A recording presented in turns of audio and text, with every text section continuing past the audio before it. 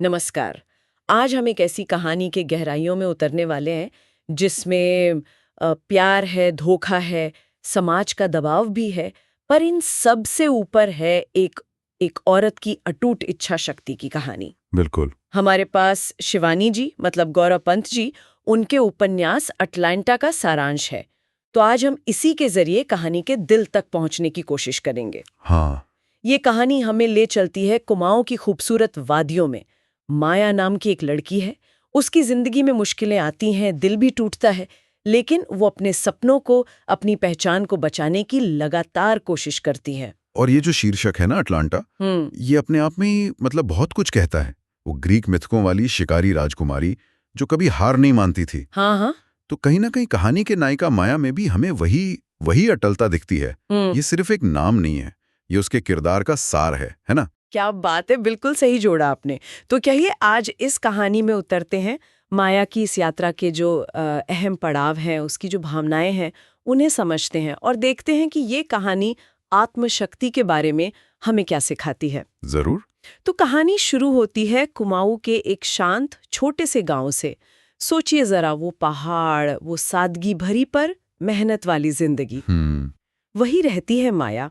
नाम तो माया है, पर उसके किरदार में कोई छल नहीं, कोई भ्रम नहीं, एकदम खरी, मजबूत, एक आम मध्यम वर्गीय परिवार है।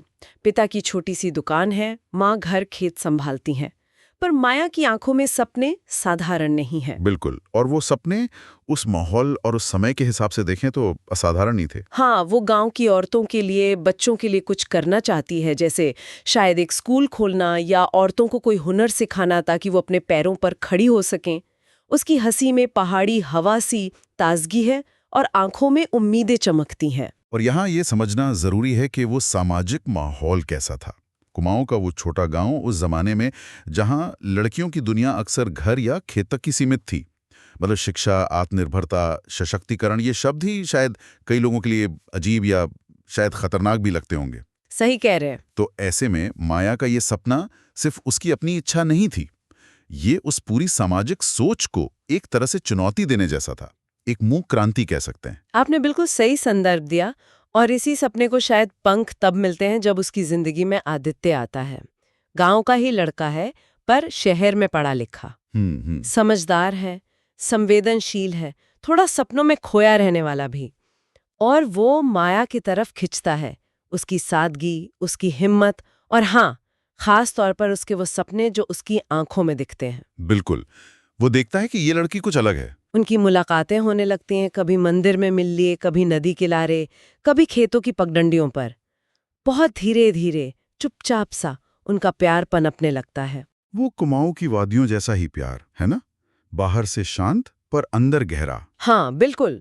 और वो एक दूसरे को हौसला देते हैं, सपने देखते हैं कि कैसे मिलकर गांव में कुछ बदलाव लाएंगे। लेकिन ये सब इतना सीधा और आसान कहाँ होता है? यहीं पर वो समाज की दीवारें आ जाती हैं। पहला तो वर्ग भेद। आदित्य का परिवार थोड़ा ज्यादा संपन्न है माया के परिवार के मुकाबले। हाँ, ये एक बड़ा मुद्दा था। उनके लिए शायद ये रिश्ता बराबरी का ना लगे। और फिर गांव की कानाफूसी, गॉसिप। वो तो जैसे हर छोटे गांव की कहानी है। बातें बनने लगती हैं, देखो जी, माया तो बड़े घर के लड़के को फंसाने में लगी है। बिल्कुल। और इसका असर माया के अपने माँ बाप पर भी पड़ता है। उन्हें डर लगता है, समाज क्या कहेगा, इज्जत का सवाल है। हाँ, वो उसे समझाने लगते हैं, आदित्य से दूर रहने की सलाह देते हैं। ये दबाव बहुत असली होता है। नतीजा क्या होता है? उनका मिलना जुलना अब छिपकर होने लगता है। एक तरफ वो मासूम प्यार और दूसरी तरफ पकड़े जाने का डर, परिवार की नाराजगी, समाज का डर। एक तनाव सा आ जाता है रिश्ते में। और फिर कहानी एक ऐसा मोड़ लेती है। आदित्य को शहर में एक अच्छी नौकरी मिल जाती है। वो माया से वादा करके जाता है, मैं जल्दी वापस आऊंगा, तुम्हें अपने साथ ले जाऊंगा। उम्मीद जगा कर जाता है। हाँ, और माया इंतजार करती है, लेकिन धीरे धीरे चिट्ठियां कम होने लगती हैं, फिर बंद हो जाती हैं। और गांव में एक अफवाह उड़ती है कि आदित्य ने शहर में किसी बड़े अमीर घर की लड़की से सगाई कर ली है। ओहो। ये खबर माया के लिए जैसे बिजली गिरने जैसी होती है। दिल टूट जाता है, विश्वास एकदम बिखर जाता है। लेकिन और यहीं वो बात आती है जो उसे अटलांटा बनाती है। वो रोती है, टूटती है, पर खत्म नहीं होती। यहीं पर उसका चरित्र उभरता है। हाँ, वो फैसला करती है, प्यार ने धोखा दिया, ठीक है, पर वो अपने सपनों को धोखा नहीं देगी, वो उन्हें नहीं छोड़ेगी। ये कहानी का एक बहुत बहुत महत्वपूर्ण मोड़ है। देखिए, विश्वासघात अक्सर इंसान को बिल्कुल तोड़ देता है, पर कुछ लोगों के लिए ये एक उत्प्रेरक, एक कैटलिस्ट बन जाता है। सही कहा। माया का दुख सिर्फ एक निष्क्रिय दर्द नहीं है, ये उसके अंदर की ताकत को जगाने वाला एक अलार्म बन जाता है। उसका ये फैसला कि वो अपने सपनों के रास्ते पर चलेगी, चाहे प्यार का साथ हो या ना हो, यही है वो अटलांटा वाली अदम्य शक्ति। ये सिर्फ दिल टूटने की कहानी नहीं रहती, फिर ये आत्मसम्मान को दोबारा पाने की, अपनी भीतरी ताकत को पहचानने की कहानी बन जाती है। आपने बहुत अच्छी तरह से इस बिंदु को रखा, लेकिन मुश्किलें अभी कहाँ खत्म हुई थीं। आदित्य के जाने के बाद अब माया पर शादी का दबाव और बढ़ जाता है। समाज की नज़र में वो अकेली है और ये ठीक नहीं माना जाता। रिश्ते आने लगते हैं।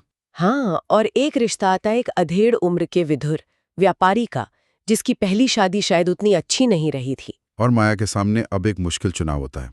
शायद परिवार का दबाव हो, शायद अपनी हालत की मजबूरी, भविष्य का डर, वजह जो भी हो, वो इस रिश्ते के लिए हाँ कह देती है। शादी के बाद की जिंदगी उसके लिए एक नया मोर्चा खोल देती है। पति का स्वभाव काफी सख्त है, पारंपरिक सोच वाला। वो माया को बस एक पत्नी, घर संभालने वाली के तौर पर ही देखता है। उसके सपनों की, उसकी इच्छाओं की कोई कदर नहीं। बिल्कुल। स्कूल खोलना, औरतों की मदद करना, इन सब बातों के लिए जैसे कोई जगह ही नहीं है उस घर में। उसे लगने लगता है जैसे उसकी अपनी पहचान, उसका वजूद ही कहीं गुम हो रहा है। ये एक बहुत आम लेकिन उतनी ही दर्दनाक स्थिति है। कई बार शादी एक औरत की अपनी महत्वाकांक्षाओं का गला घोंट देती है, लेकिन माया के चरित्र की खूबी यहीं पर सामने आती है। हाँ, बाहर से वो भले बंधी हुई दिखे, पर अंदर से उसने हार नहीं मानी है। हाँ, यहीं उसका वो शांत विद्रोह शुरू होता है। बिल्कुल, शांत विद्रोह। वो चुपके चुपके अपने सपनों को जीने का रास्ता निकाल लेती है। जब पति घर पर नहीं होते या जब भी मौका मिलता है, वो आस पड़ोस के बच्चों को बुलाकर पढ़ाना शुरू कर देती है। अच्छा, गांव की कुछ औरतों को इकट्ठा करके उन्हें सिलाई कढ़ाई सिखाने लगती है, ताकि वो भी 2 पैसे कमा सकें, थोड़ी आत्मनिर्भर बने। ये सब वो बड़ी सावधानी से करती है, पति की नजर से बचाकर। इसे हम माया की अटलता का प्रैक्टिकल रूप कह सकते हैं ना। वो हालात से सीधे लड़ नहीं सकती, तो वो उनके साथ रहते हुए उनके बीच से अपना रास्ता बना रही है। हाँ, ये उसकी अंदरूनी ताकत का सबूत है कि वो बाहरी बंधनों के बाद भी अपने मकसद से जुड़ी रहती है, हार नहीं मानती। ये कोई खुला विद्रोह नहीं है, पर यह लगातार चलने वाला एक चुपचाप सा प्रतिरोध है। फिर कहानी में एक और बड़ा नाटकीय मोड़ आता है। सालों बाद आदित्य अचानक गांव लौट आता है। ओहो। लेकिन ये वो पहले वाला आदित्य नहीं है। शहर में उसकी सगाई टूट चुकी है, उसके अपने सपने बिखर गए हैं। वो एक हारा हुआ, पछतावे से भरा इंसान है। वो माया से मिलता है और माफी मांगता है। कहता है कि मुझसे बहुत बड़ी गलती हुई, तुम्हें खोकर मुझे समझ आया कि तुम क्या थी मेरे लिए। वो शायद ये उम्मीद करता है कि माया अब भी वैसी ही होगी, उसे अपना लेगी। कहता है, माया, मैंने तुम्हें खो दिया, पर अब मैं तुम्हारे बिना जी नहीं सकता, कुछ ऐसा ही। हाँ। लेकिन ये वो पल है जहां हमें पता चलता है कि माया कितनी बदल चुकी है, कितनी मजबूत हो गई है। जिंदगी के थपेड़ों ने, उसके संघर्षों ने उसे एक नई पहचान दे दी है। बिल्कुल।